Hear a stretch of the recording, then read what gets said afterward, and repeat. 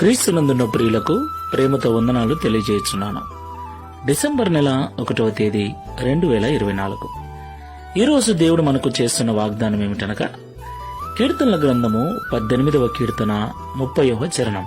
దేవుడు యథార్థవంతుడు, యెహోవా వాక్కు నిర్మలము, ఆయన శరణుజొచ్చు వారికందరికీ ఆయన కేడము. ఆమేన్. నా ప్రియమైన సహోదరి సహోదరులారా, మనం ఆరాధిస్తున్న దేవుడు యథార్థవంతుడు అంటే సంపూర్ణుడు, పరిపూర్ణుడు, లోపము లేనివాడు అనే అర్థం. దేవునికి మహిమ కలుగునుగాక. ఆయన మాట నిర్మలమైనది అంటే సత్యమైనది అని అర్థం. సత్యమై ఉన్న దేవుడు, సంపూర్ణుడు, లోపము లేనివాడు మనం ఆరాధిస్తున్న దేవుడు ఒక్కడే.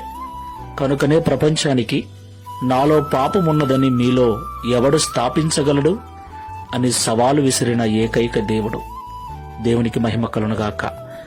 ఆయన అంత పరిశుద్ధుడు, అంత పరిపూర్ణుడు గనుకనే తనను నమ్మిన బిడ్డలకు అండగా నిలబడే దేవుడై ఉన్నాడు.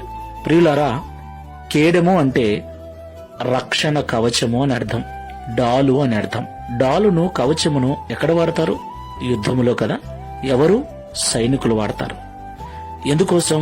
శత్రువు యొక్క బాణాలు, శత్రువు యొక్క దెబ్బలను తట్టుకోవటానికి, అడ్డగించటానికి.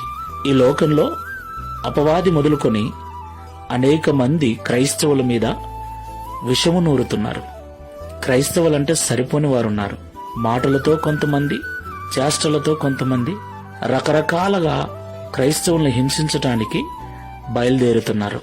అయితే ఎవరైతే దేవుని శరణుజొచ్చి దేవుని పాదముల చెంత ప్రార్థనాపూర్వక Download ShareChat.